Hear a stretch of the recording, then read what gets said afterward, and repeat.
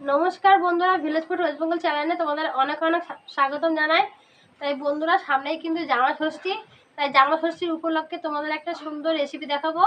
তোমাদের বাইরে যদি জামাইরা আসে, এরকম একটা রেসিপি তৈরি করে খাওয়াবে। এই দেখো, এইটা কিন্তু আমি 500 গ্রাম ছানা নিয়েছি। আজকে এই 500 গ্রাম ছানা দিয়ে তোমাদের ছানা জিলাপি দেখাবো। জামা ষষ্ঠীর দিন কিন্তু মিষ্টির দাম প্রচুর পরিমাণে বহু করে বেড়ে যায়। এরকম বাড়িতে ছানা এনে জামাইদের মিষ্টি তৈরি করে খাওয়াবে। জামাইরা কিন্তু খেয়ে বলবে খুব সুন্দর হয়েছে। আর কিভাবে বানাতে হয় তোমার কিন্তু পুরো ভিডিও দেখবে, আশা করি তোমাদের ভালো লাগে। আর ছানা জিলাপি করতে কি কি লাগে সেটা তোমাকে দেখাবো। আজকে আমার দিদি আমার সময় সহযোগিতা করবে। বন্ধুরা, তোমরা আমার বোনের ভিডিওটা দেখতে থাকো এবং তার পাশে থাকো, তোমাদের জন্য ভালো ভালো জিনিস নিয়ে আসবে। ছানা জিলাপি করতে লাগবে ছানা। আমি কিন্তু এখানে 500 গ্রাম ছানা নিয়ে নিয়েছি। তোমরা চাইলে বেশি পরিমাণে ছানা দিয়ে করতে পারো। এখানে 1 বাটি চিনি নিয়েছি। চিনির দানাগুলো একটু বড় বড়, তাই আমি 1 বাটি নিয়েছি। যে যেরকম মানে একটু চিনিটা একটু বেশি দিতে হয়। আবার অনেকে আছে মিষ্টিটা কম খাও, তখন তোমরা চিনি পরিমাণটা কম দেবে। আর এখানে কিন্তু সামান্য পরিমাণে একটু ময়দা নিয়েছি। দেখো, সামান্য পরিমাণে অল্প। আর সামান্য পরিমাণে অল্প বেকিং পাউডার নিয়েছি। এগুলো লাগবে সমস্ত ছানার জিলাপি তৈরি করতে।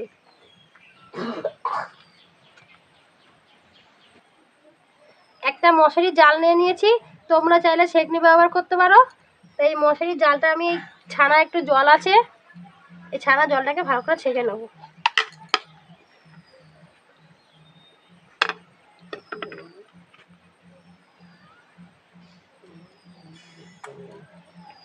এই দেখো এরকম জলটা বেরাচ্ছে। তোমরা এরকম বেশ ভালো করে ছাঁকনিতে বা বেশি ভালো হয় এই মশারির জালে। দেখো জলটা কিরম পড়বে।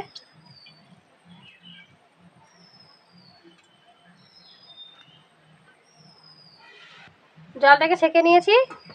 এবার ছানাটাকে থালায় ঢেলে নেবো।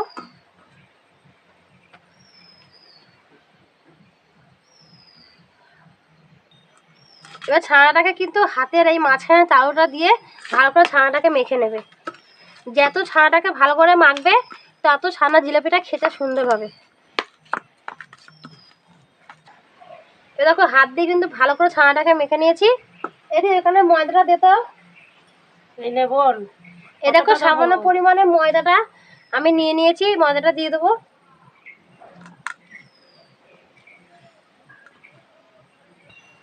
এই দেখো সামান্য পরিমাণে ময়দা নিয়ে নিয়েছি। একটা বেকিং পাউডার দিত। এই নে বোন, যতটা আছে সব দিয়ে দিবি। এতটুকু লাগবে, দিয়ে দে। এবার এর মধ্যে সামান্য পরিমাণে ময়দা দেবো। আর বন্ধুরা, তোমরা যখনই ছানা জিলাপি করবে কিন্তু পিওর ছানা দিয়ে কিন্তু জিলাপিটা হয় না, ভাজতে গেলে কিন্তু ভেঙে যায়। আমি তোমাদেরকে যেরকম দেখাবো সেরকমভাবে বাড়িতে তৈরি করলে একটা ছানা জিলাপি ভাঙবে না। এরকম সামান্য পরিমাণে কিন্তু আমি ময়দা নিয়ে নিয়েছি। এই ময়দাটা মিশিয়ে দেবো। তাহলে যখন ভাজবে একটা ছানা জিলাপিগুলো ভাঙবে না। একটু ময়দা তোমরা ব্যবহার করবে। ঘরে যদি ময়দা না থাকে তোমরা আটা ব্যবহার করতে পারো। এবার এটা দিয়ে ভালো করে একটা আটার মতন ডো তৈরি করে নেবো, ভালো করে মেখে। এই দেখো ভালো করে মাখতে হবে। তোমরা যখন বাড়িতে আটা দিয়ে রুটি করো, ঠিক ওরকম করে এটাকে একটা ডো তৈরি করতে হবে, দইয়ের মতন। আর ভালো করে মাখবে। দেখো ভালো করে মেখে একটা আটার মতন ডো তৈরি করে নিয়েছি। এখন আমার সঙ্গে সঙ্গে আমার দিদিও তৈরি করবে। এখান থেকে দেখো অল্প ছানা নিয়ে নিয়েছি। এবার এই ছানার সাহায্যে আমি গোল করে নিলাম।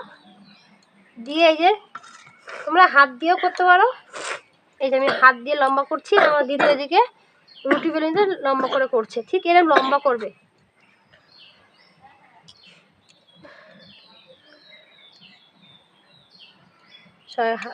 এটাই করে দিই।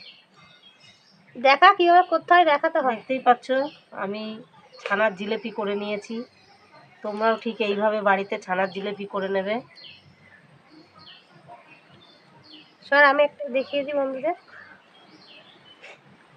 এটা কি বাড়িতে নিজের হাতে বানানো ঠিক এই ছানার দেখো, জিলাপি। এইভাবে মুখটাকে প্রথমে ঘুরিয়ে নেবে। তারপরে এইটাকে ধরে এরম করে পেঁয়াজ দিয়ে নিয়ে ঠিক এইভাবে মুখটাকে এরম চাপ দিয়ে দেবে। এই দেখো ঠিক এইভাবে তৈরি করে নেবে। এইভাবে কিন্তু সমস্ত জিলাপিগুলো আমি তৈরি করে নেবো। আর দেখো আমার দিদি কিন্তু কি সুন্দর তৈরি করেছে। একটা কিন্তু অবস্থা করেই দিয়েছে।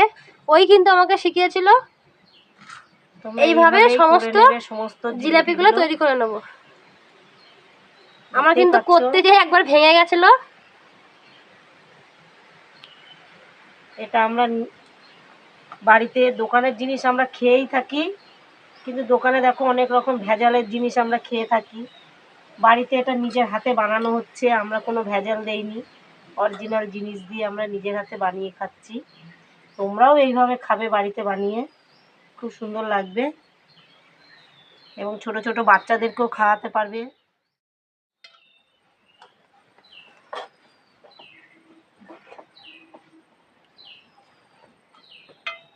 ওইদিকে একটা হচ্ছিল না, আমি এবার একটা থালা নিয়েছে, আমিও বাকিটা সব করছি।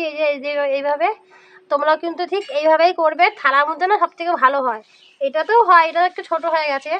তাই আমি ওইদিকে উনুনটাকে ধরাবো, এদিকে আমার দিদি বাকিগুলো তৈরি করে নেবে, এরকম করে বানিয়ে নেবে।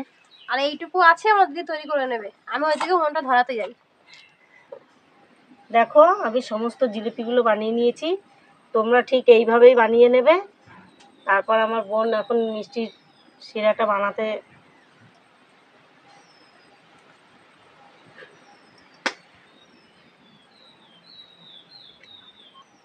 এদিকে উনুনটাকে ধরে নিয়েছি, আর কড়ার মধ্যে বসিয়ে দেবো উনুনের উপরে কড়াটা একটু গরম করে নেবো। কড়াটাকে গরম করে নিয়েছি, কড়ার মধ্যে আমি সাদা তেল দিয়ে দেবো। তেলটা একটু বেশি দেবো, যেহেতু ছানা জিলিপিগুলো ভাজতে হবে। তেলটাকে এবার গরম করে নেবো। তেলটাকে গরম করে নিয়েছি, এবার একটা একটা করে ছানা জিলিপিগুলো ভেজে নেবো। এই দেখো, আমি প্রথমে দুটো করে ভাজবো, দুটো কি চারটে করে ভাজি, জায়গা আছে কড়াইতে।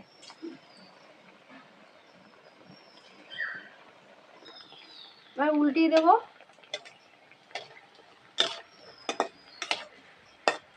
আর উনানে আঁচটা একটু কম দেবে, কম আঁচে করবে। আমি কিন্তু খুব কম আঁচে করছি, নাহলে কিন্তু পুড়ে যাবে। আর ঠিক কম আঁচে করবে, দেখবে একটা খুব সুন্দর একটা কালার আসবে। আর বেশি করে আঁচ দিলে কিন্তু পুড়ে যাবে।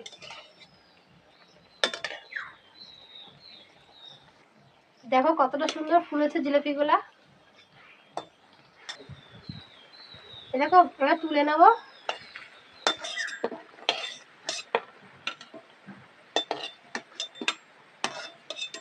দেখো ঠিক এইভাবে ভাজবে, বেশি কিন্তু পুড়বে না। আর বাকিগুলো সেম এইভাবে ভেজে নেবো।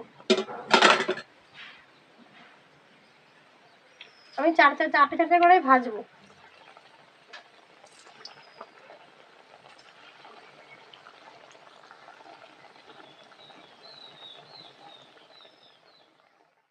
জিলিপিগুলো সব ভেজে নিয়েছি, আর দেখো কতটা সুন্দর লাগে দেখতে। তবে উনানটাকে মানে কড়াটাকে ধুয়ে আবার তোমাদের দেখাবো। দিয়ে দেবো সেই মাপের, আমি 2 বাটি জল দিয়ে দেবো। 1 বাটি চিনিতে 2 বাটি জল দিলাম, তোমরাও জলটা বুঝে দেবে। এবার একটা চিনির শিরা তৈরি করে নেবো।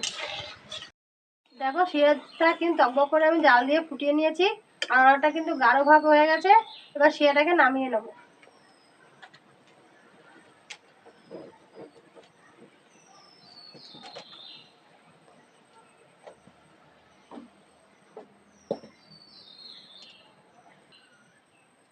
এবারে চিনি শিরার মধ্যে আমি ছানা জিলিপিগুলো দিয়ে দেবো। আর তোমরা কিন্তু খুব গরম অবস্থায় দেবে না, একটু ঠান্ডা হবে তারপর দেবো। একটু নাড়ি ঝাড়িয়ে নেবো হালকা হালকা করে, নাহলে কিন্তু ভেঙে যাবে। এবার এইটা কিন্তু মানে 20 থেকে 25 মিনিট ঢেকে রেখে দেবে। চিনি শিরাটা কিন্তু এর ভিতরে ঢুকবে, আর খেতে কিন্তু ভালো হবে, আরও কিন্তু ফুলবে। তাই 10 মিনিট আমি ঢেকে রেখে দেবো। 20 থেকে 25 মিনিট পর থালাটা সরিয়ে দিলাম। আর দেখো বন্ধুরা, কিন্তু অনেকটা শিরা ছিল, সব কিন্তু তিনে যাবো, কত সুন্দর ফুলে গেছে। তাহলে অবশেষে আমার ছানার জিলিপি তৈরি হয়ে গেছে। এবার একটা পাত্রে ঢেলে নেবো।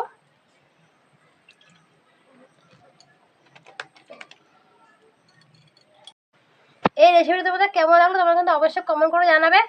আর এই ছানা জিলিপি কিন্তু সামনেই জামা ষষ্ঠী, জামাইরা আসার আগে তোমরা এরকম ছানা দিয়ে বাড়িতে মিষ্টি বানিয়ে নেবে। অবশেষে আমার ছানার জিলিপি হয়ে গেছে। আজকে আমার দিদিকে দেবো, দিদি খেয়ে বলবে কেমন হয়েছে। ও কিন্তু আমার সঙ্গে অনেক সহযোগিতা করেছে, আজকে ও খেয়ে বলবে কেমন হয়েছে।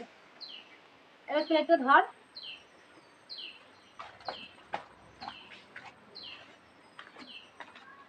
আর দিতে হবে না, আর দিতে হবে না, আর দিতে হবে না বোন। এবার খেয়ে বল কেমন হয়েছে।